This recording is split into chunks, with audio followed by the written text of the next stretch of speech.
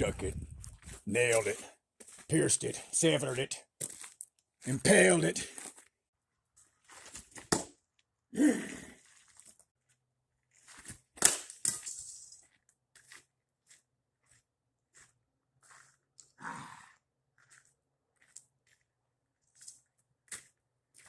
little visual out of this one.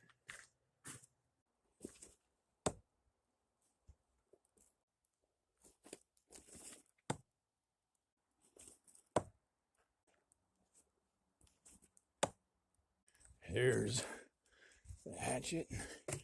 Here's where the bomb cap went down. Dang, and there's the imprint of where it was.